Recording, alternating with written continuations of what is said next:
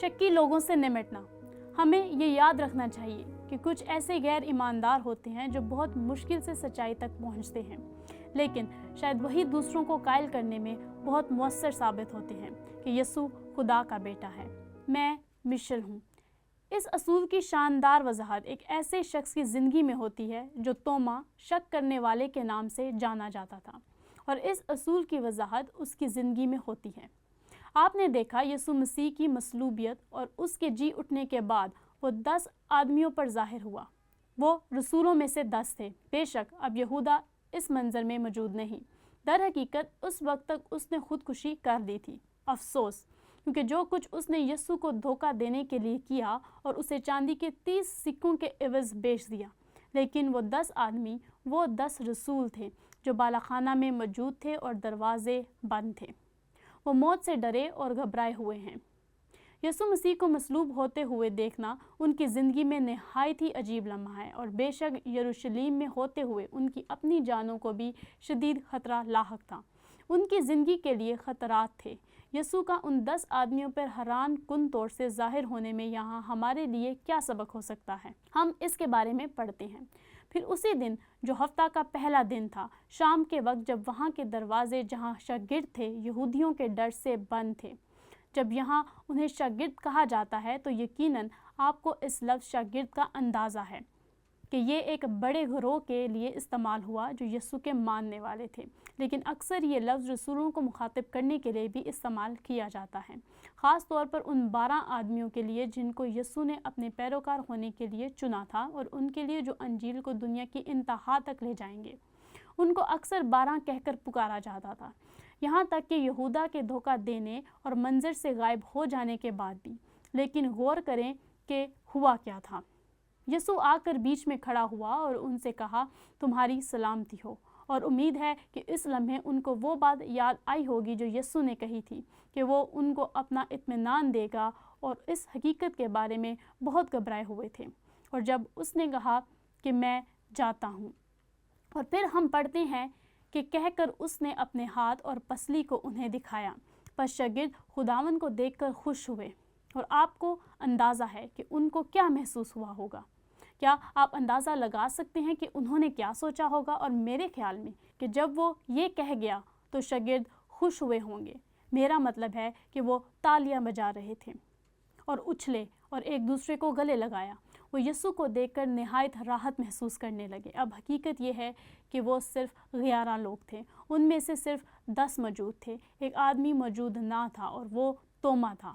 ہم نہیں جانتے کہ وہ اس وقت کہاں تھا، مگر ہم جانتے ہیں کہ وہ بعد میں ان میں شامل ہو گیا۔ اور یہاں ہم یہ پڑھتے ہیں، مگر ان 12 میں سے ایک شخص یعنی توما، جسے توام کہتے ہیں، یسوع کے آنے کے وقت ان کے ساتھ نہ تھا۔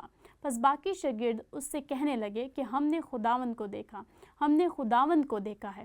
توما، ہم نے خداوند کو دیکھا ہے، مگر اس کے جواب پر غور کریں، اس کی بے اعتمادی پر غور کریں۔ توما نے کہا، مگر اس نے ان سے کہا، جب تک میں اس کے ہاتھوں میں میخوں کے سوراخ نہ دیکھ لوں اور میخوں کے سوراخوں میں اپنی انگلی نہ ڈال لوں اور اپنا ہاتھ اس کی پسلی میں نہ ڈال لوں، ہرگز یقین نہ کروں گا۔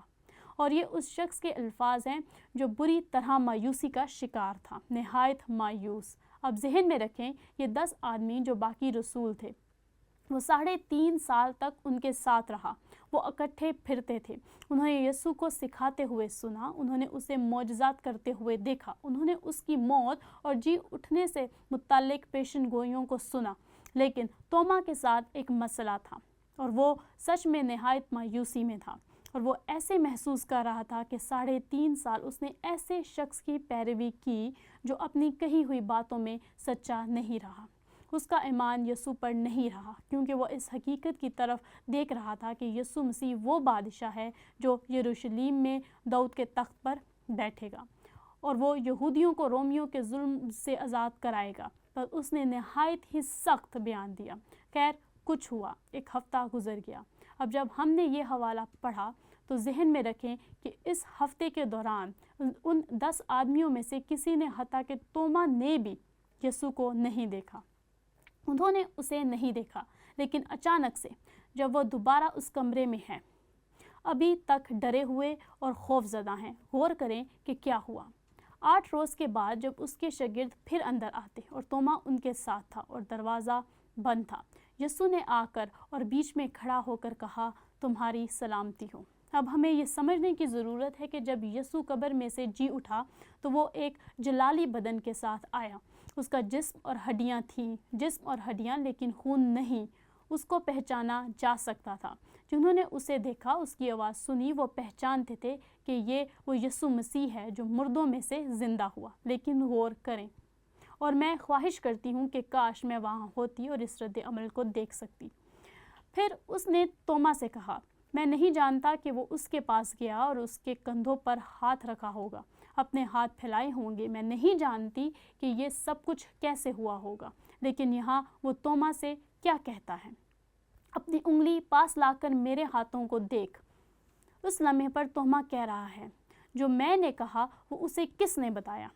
انہوں نے یسوع کو نہیں دیکھا تھا، کسی ایک آدمی نے بھی نہیں، لیکن یسوع نے اپنی بات جاری رکھی اور اپنا ہاتھ پاس لا کر میری پسلی میں ڈال دیا، اور بے اعتقاد نہ ہو بلکہ اعتقاد رکھ۔ توما نے جواب میں اس سے کہا، اے میرے خداوند، اے میرے خدا، اور غالباً وہ اس کے قدموں میں گر گیا۔ اب یہ بہت ہی دلچسپ ہے کہ وہاں جو کچھ واقعہ ہوا وہ ایک اور دوسرا معجزہ تھا جسے یوحنا نے اپنی انجیل میں درج کیا، کیونکہ یسوع اپنے جلالی بدن میں تھا، اور یقیناً وہ وقت اور جگہ یا دروازہ یا کسی اور چیز کی قید میں نہیں تھا۔ وہ اس جلالی بدن میں منتقل ہو چکا تھا، اور وہ ان کے پاس آیا اور ان کے درمیان میں کھڑا ہوا۔ لیکن جہاں تک سب سے اہم بات یہ ہے جو توما سے متعلق ہے، اس نے کچھ ایسا کیا جسے یوحنا نے اپنی پوری انجیل میں قلم بند کیا۔ وہ ذہن کو پڑھتا تھا، وہ جانتا تھا کہ لوگ کیا سوچ رہے تھے، وہ جانتا تھا کہ لوگ کیا کہہ رہے تھے، اور ہم نے اس کی وضاحت دوسرے حالات میں پوری یوحنا کی انجیل میں دیکھی۔ مثال کے طور پر نتانیل کے ساتھ، اگر آپ تھوڑا پیچھے جائیں اور دیکھیں کہ نتانیل کے ساتھ کیا ہوا تھا جب وہ پہلی مرتبہ یسوع مسیح سے ملا اور اس نے اس کا ذہن پڑھ لیا، جب وہ انجیر کے درخت کے نیچے بیٹھا یعقوب کے بارے میں سوچ رہا تھا۔ یہ میرے لیے دلچسپ ہے کہ یسوع نے اسے جھڑکا نہیں، بلکہ اسے سمجھا، اس کے شکوک کو سمجھا، اور اس کی حوصلہ افزائی کی کہ اس کا شاگرد بنے اور اقرار کرے کہ یسوع مسیح حقیقت میں کون ہے۔ اور اس نے ایسا ہی کیا جب اس نے کہا، اے میرے خداوند، اے میرے خدا۔ اب کیا یہ سچے ایمان کے اقرار کا لمحہ نہ تھا؟ یاد ہے کہ ہم پوری یوحنا کی انجیل میں ایمان کو ترقی کرتے ہوئے دیکھتے ہیں۔ ہم نے انہیں دیکھا جو ایمان لائے، لیکن پھر بھی بے اعتقاد تھے۔ سچ میں مجھے معلوم نہیں، میں اس کے دل کو نہیں جانتی، مجھے معلوم نہیں کہ اس کے دل میں کیا چل رہا تھا۔ کیا یہ وہ لمحہ نہ تھا کہ وہ اپنے ایمان کی سچ میں تصدیق کرتا کہ وہ یسوع کا شاگرد ہے؟ مجھے معلوم نہیں، لیکن ایک بات یقینی ہے، یقیناً اس لمحے وہ خداوند یسوع مسیح کا شاگرد تھا، اور کلام مجسم ہوا اور ان کے درمیان رہا، اور اس لمحے توما نے یسوع کا جلال ایک خاص انداز میں دیکھا۔ لہٰذا یہاں ہمارے پاس ایک اصول ہے جسے میں شک کرنے والوں کے ساتھ نمٹنا کہتی ہوں۔ ہمیں یہ یاد رکھنا چاہیے کہ کچھ ایسے غیر ایماندار ہوتے ہیں جو بہت مشکل سے سچائی تک پہنچتے ہیں، لیکن شاید وہی دوسروں کو قائل کرنے میں بہت مؤثر ثابت ہوتے ہیں کہ یسوع خدا کا بیٹا ہے۔ اور یہاں ایک سوال ہے جس کا تعلق خیال اور رد عمل سے ہے، اور اب میں اسے پڑھنے جا رہی ہوں اور پھر واپس جا کر ایک مثال استعمال کرنے جا رہی ہوں۔ کب ہمیں انجیل کے وسیلہ سے ایسے لوگوں تک رسائی حاصل کرنے کی کوششوں کو بند کر دینا چاہیے جو شدید شک کا شکار ہیں؟ بالکل یسوع نے توما کے ساتھ اپنی کوششوں کو بند نہیں کیا، اور ہمیں بھی نہیں کرنا چاہیے۔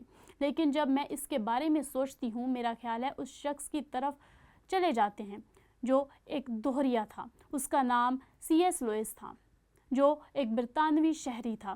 اس میں کوئی شک نہیں کہ وہ ایک دوہریا تھا، مگر وہ سچائی سننے کے لیے تیار تھا، اور اس کے نتیجہ میں سچائی اس پر عیاں تھی، اور وہ یسوع مسیح پر ایمان لے آیا، اور اس نے یہ نتیجہ اخذ کیا، آیا یسوع وہی ہے جو وہ کہتا ہے، یا وہ ایک جنونی، جھوٹا، دھوکے باز یا شیطان کا بیٹا تھا، اور وہ ان دونوں چیزوں کو اکٹھے لے کر نہیں چل سکتا تھا۔ اور اس نے کہا یسوع ویسا ہی ہے جیسا اس نے کہا۔ وہ صرف ایک اچھا آدمی ہی نہ تھا، اس نے دعویٰ کیا کہ وہ مجسم خدا ہے، اور وہ تھا۔ اور اس نے ایک کتاب لکھی جس کا عنوان میئر کرسچینٹی تھا، اور کچھ سالوں بعد ایک آدمی جس کا نام چک کولسن تھا۔ یہ وہ وقت تھا جب رچرڈ نکسن امریکہ کا صدر اور تھا۔ ایک کونسل صدر کی خاص کونسل، اور وہ والٹر گیٹ اسکینڈل میں ملوث تھا، اور وہ واقعی میں اس جرم کے باعث قید میں تھا، اور وہ ایک سخت مزاج آدمی تھا۔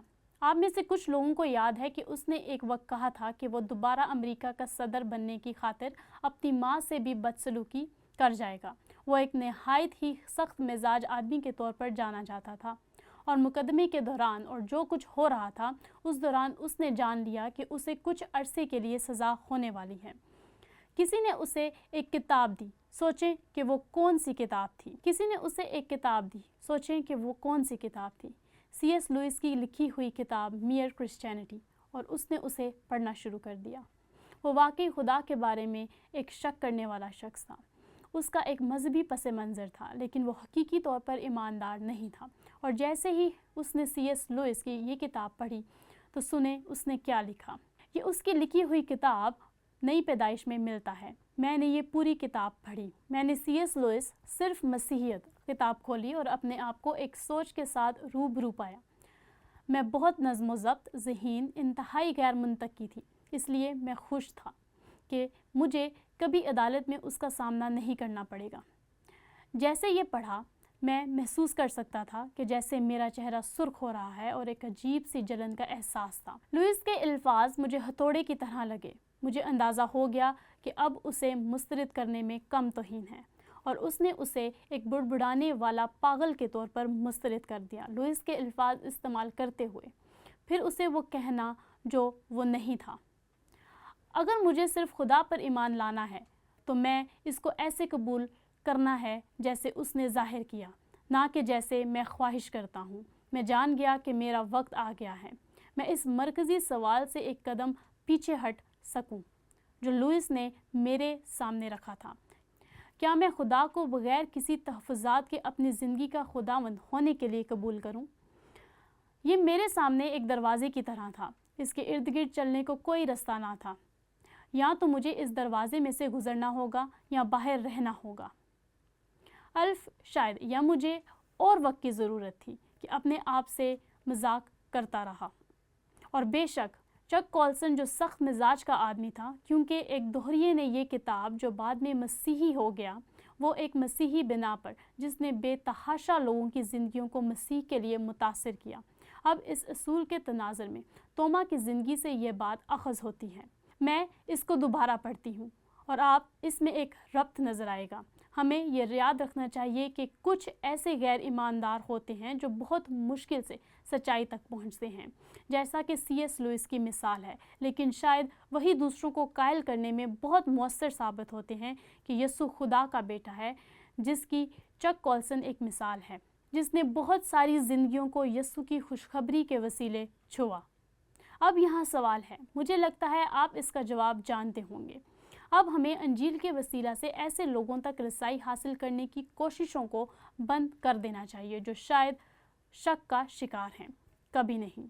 ہمیں صرف مسلسل دعا کرنی ہے اور خدا سے مانگتے رہنا ہے، یہاں تک کہ وہ اسے جو آپ کہیں مسترد کر دیں گے۔ آپ بھی دوسری بات نہیں کر سکتے۔